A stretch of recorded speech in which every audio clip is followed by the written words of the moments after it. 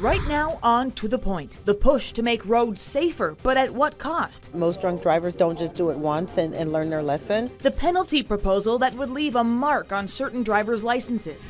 A California lawmaker is demanding answers. What is the federal government hiding? Now taking the federal government to court over courthouse immigration arrests. Thousands of homeowners finally catching a break with a long-awaited levy project now complete. What it means for insurance bills. In our Champions of Hope, a young patient, a hospital bed, and a video game controller. How play is part of the healing process. New information tonight on a story we first brought you last night about a state lawmaker who wants to ban alcohol sales to anyone convicted of a serious or repeat DUI. Good evening. Thank you for joining us on To The Point. I'm Becca Habiger. We spoke with that lawmaker today about the specifics of the bill and heard from people personally impacted by drunk driving. Our son, Braun, was never given a second chance. Jennifer Levy's 18-year-old son, Braun Levy, was hit and killed last May by a suspected drunk driver. I will never forget when my husband and I had to identify our son's body. It is seared into my memory. The woman charged with a DUI in the death of Levy's son had been previously charged with a DUI in 2023. Her license was suspended as a result. California DUI laws are weak, they're broken, and they are dangerously amendable. That's one reason why Assemblymember Rhodesia Ransom wants stricter penalties in place. Another reason is personal.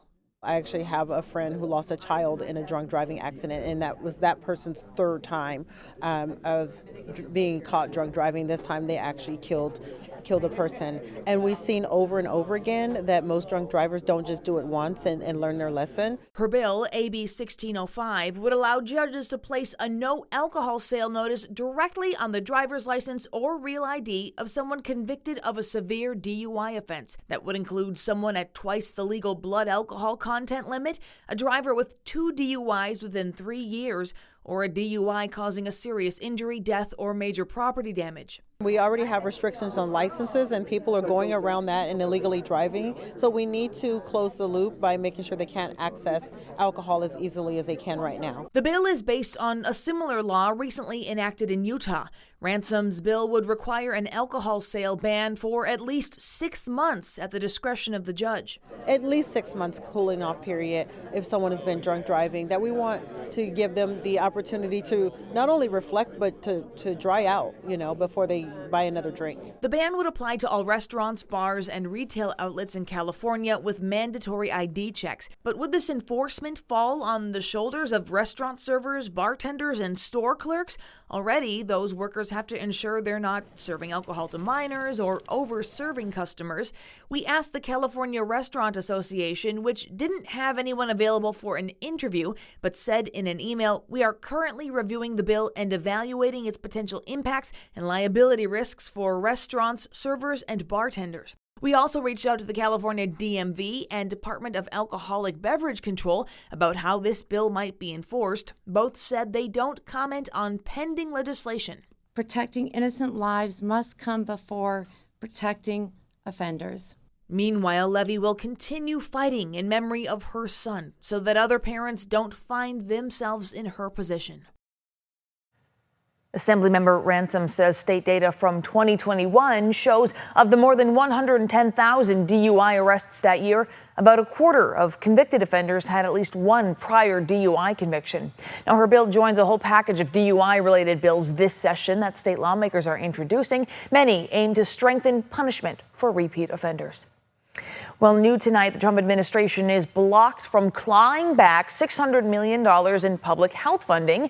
California Attorney General Rob Bonta announced a U.S. District Court judge granted his motion for a temporary restraining order.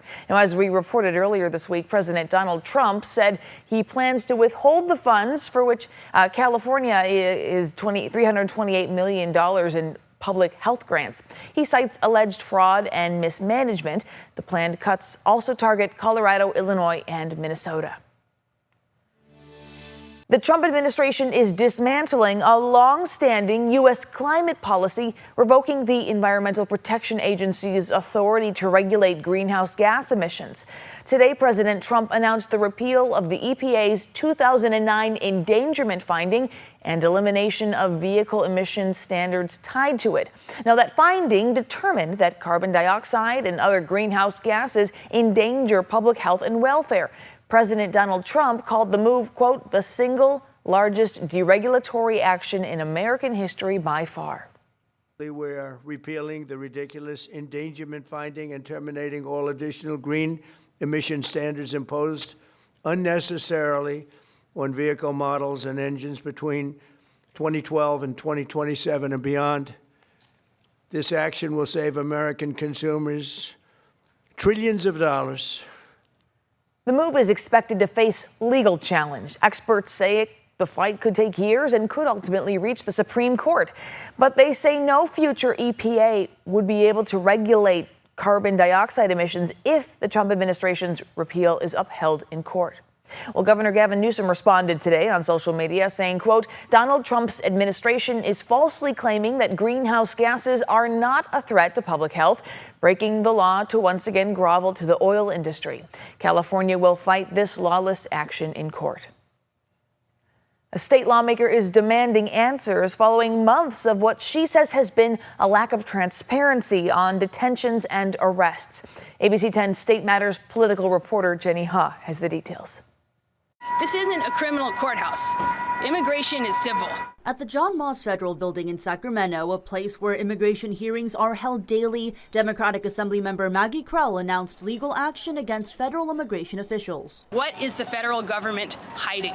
Krell, a former prosecutor, is suing the Executive Office for Immigration Review, which is under the Department of Justice, for a lack of transparency on recent courthouse arrests statewide. Why is it necessary to, tackle people in front of their children and spouses and arrest them and deport them and detain them?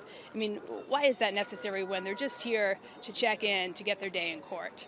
Krell says the lawsuit was prompted by insufficient responses to her Freedom of Information Act requests. She says in June she asked why the public, including family members, attorneys, and journalists, were barred from entering the Sacramento Immigration Court while hearings were ongoing. I received some heavily redacted documents in response, but they weren't sufficient. Then in August, she says she requested additional insight into federal immigration guidelines as well as security footage. I haven't received anything at all. There has been some back and forth. According to Krell, there have been more than 30 courthouse arrests in Sacramento alone. According to the National Association of Immigration Judges, 103 immigration judges have been fired since President Trump took office, 28 of them in California. I was at the court this morning. Folks are scared. They do not want to come. Advocates point to changed immigration enforcement guidelines, including last January's reversal of a Biden-era policy that restricted immigration activity in or near courthouses. They're attending their hearings and their check-ins, and they're seeking due process in the way in which it is available to them. Jenny Ha, ABC 10. We reached out to the White House, which referred us to the Departments of Justice and Homeland Security. The Executive Office for Immigration Review declined to comment on litigation-related matters, and we did not hear back from DHS.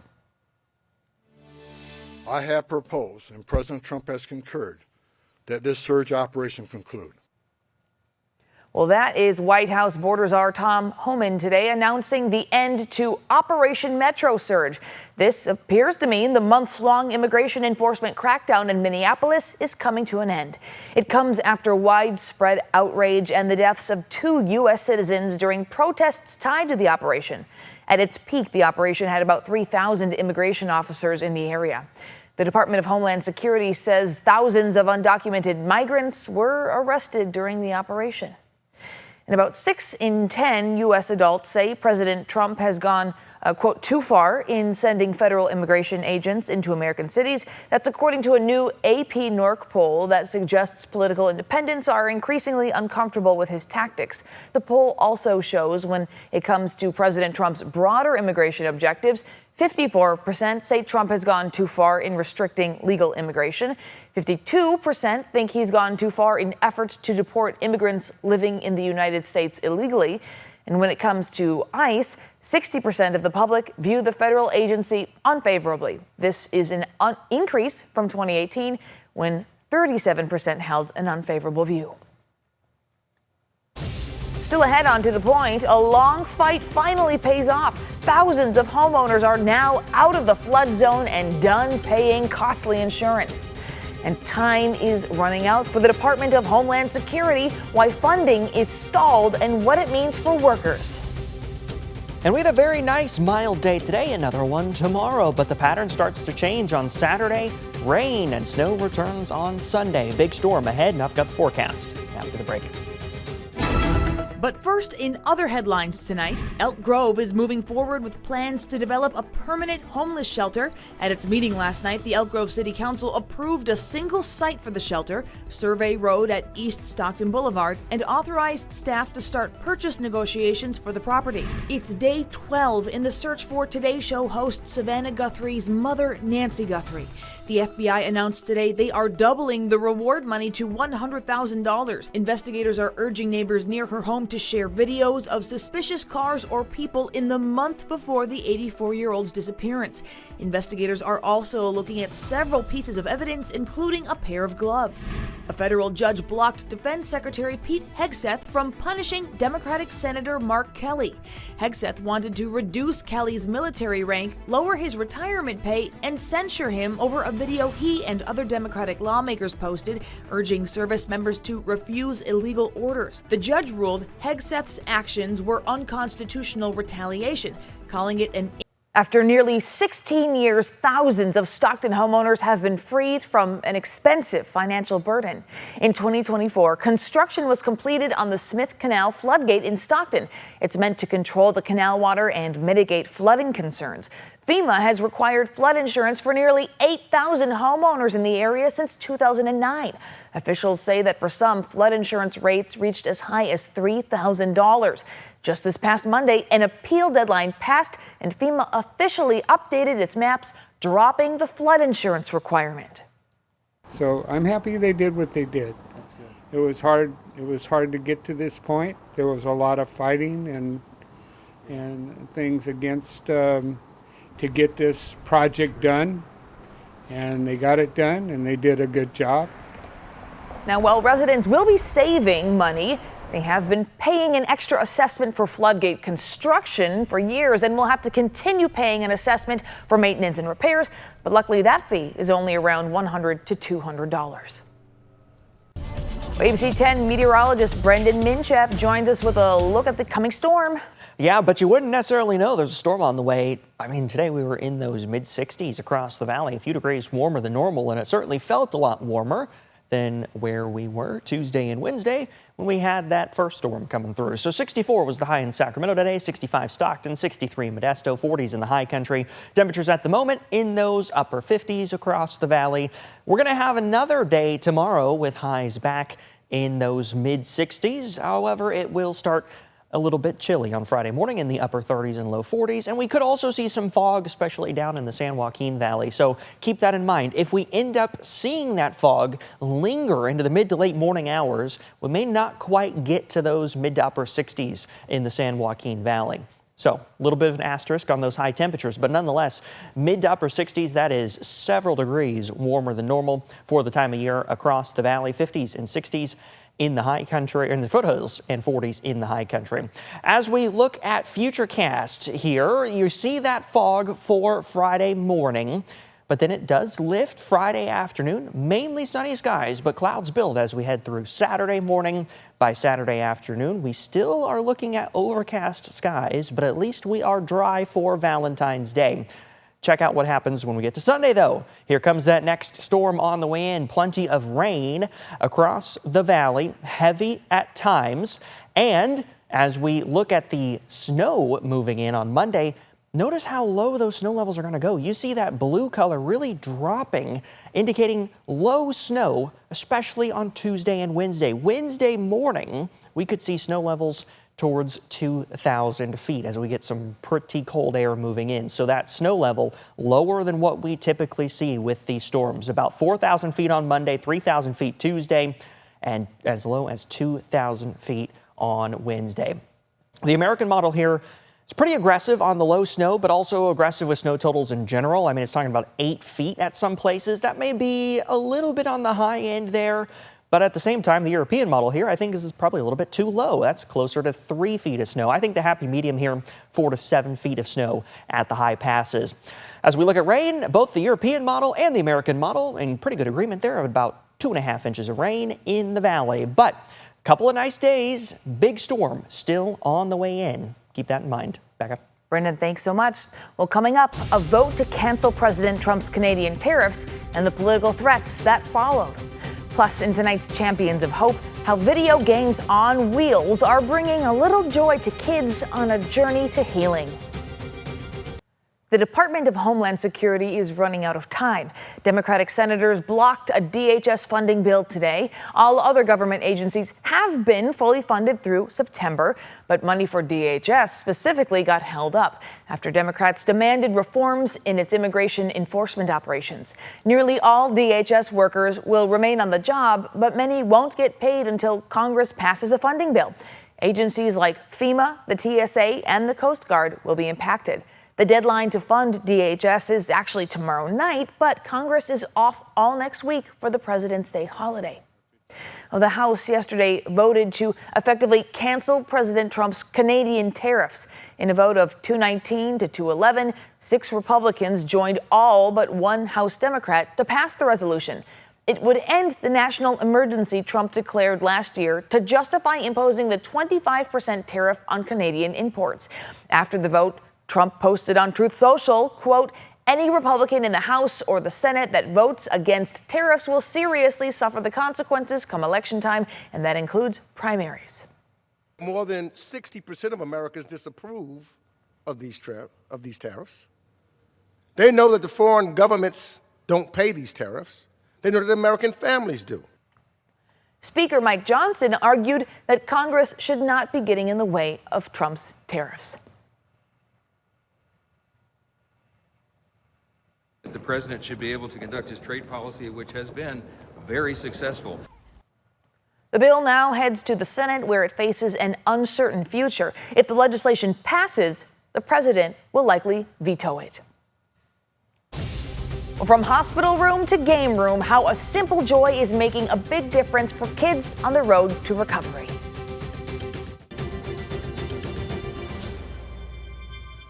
From neighbors helping neighbors to inspiring acts of kindness, each week we bring you a champion of hope. Tonight we introduce you to a boy overcoming severe burns and the team bringing him some hope and joy at Shriners Children's Northern California. What's this guy doing back here? 11-year-old Gideon loves playing video games. We're playing Rocket League. This portable gaming unit, called a gamer's outreach cart or go-kart, is built specifically for hospitals. They can be wheeled directly to the bedsides of kids and teens. I look forward to it just because of this, because we don't have much gaming consoles at home. Gideon is a patient at Shriners Children's Northern California getting scar release surgery. His mom tells us an accident in May of 2023 involving lighter fluid led to Gideon suffering burns on 84% of his body. These go-karts, which have some 50 games, help him pass the time. We asked how long he gets to play. 3 hours. And that's not a rule the hospital established. That's what my mom says. On this day, Shriners Children's Northern California is unveiling 4 new go-karts donated by FlexCare. It gives the relief to the kids who truly need to be kids and forget the stress of undergoing care and actually focus on what they need the most, which is healing. Alexandra Connor with FlexCare says the Roseville-based company places traveling healthcare providers at medical facilities nationwide that are in need of extra staffing. She says the go-kart donations also help providers by reducing burnout among the clinical staff who care for the kids. When clinicians burn out, it leads to the worst thing possible. They leave the workforce, and when they leave the workforce, communities are left without the sufficient access to care. Kids and everyone heals better when they are doing something that they enjoy. Alex Rogers manages this hospital's Therapeutic, Recreation, and Child Life Department, which integrates play with treatment and healing. We have games and activities out that reach every developmental and every age level that we serve here. For kids like Gideon, that means getting to play video games. Like every time I come. So the hospital visits feel a little more manageable on the path to healing. He's so sweet. Well, thank you so much for watching and inviting us into your home. If you have something you think we should be looking into, you can email us at tothepoint@abc10.com. And to watch stories featured here, you can download our free ABC 10 streaming app to your TV. Have a great and safe night. We'll see you back here tomorrow.